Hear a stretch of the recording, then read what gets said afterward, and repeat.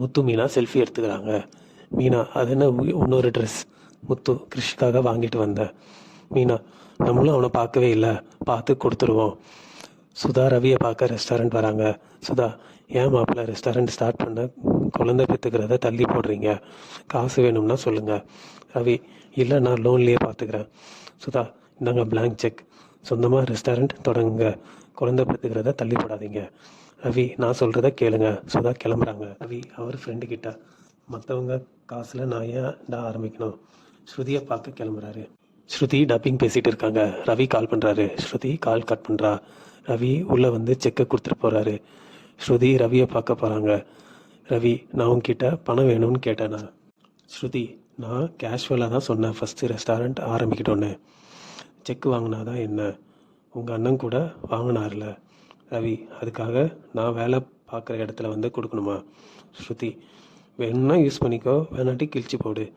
தேவையில்லாமல் ஒர்க் பிளேஸில் வந்து சீன் க்ரியேட் பண்ணாத. கிரிஷ் அம்மாக்காக வெயிட் பண்ணுறான். ரோகிணி வராங்க.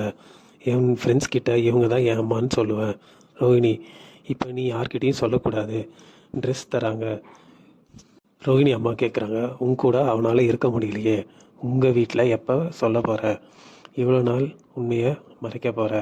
ரோகிணி, அதை நான் டைம் வரப்போ சொல்லிக்கிறேன், நானே பார்த்துக்கிறேன். கிரிஷ் ஃப்ரெண்ட்ஸ்லாம் வீட்டுக்கு வராங்க. கேக் கட் பண்ண ரெடி பண்ணுறாங்க. முத்து மீனா வராங்க. பர்த்டே செலிப்ரேஷனாக பார்க்குறாங்க. ரோகிணி கிச்சனில் போய் ஒளிஞ்சிக்கிறா. ரோகிணி அம்மா, என்ன திடீர்னு? முத்து, ட்ரெஸ் வாங்கினேன், அதான் கொடுத்துட்டு போகலாம்னு வந்தேன். சரியான நேரத்துக்கு தான் வந்திருக்கோம். கேக்லாம் வாங்கி வச்சுருக்கீங்க. கிரிஷ் அவங்க அம்மா எங்கன்னு பார்க்குறாரு. முத்து ரோகிணி அம்மா கிட்ட பேசணுன்னு வெளியே கூட்டிகிட்டு போகிறாரு. முத்து, கிரிஷ்க்கு அவன் அத்தை ஞாபகம் வந்துருச்சுன்னு சொல்கிறாரு. ஃபோன் பண்ணி அவங்கள வர சொல்லுங்கள். ரோகிணி அம்மா, வர முடியாதுன்னு சொன்னா.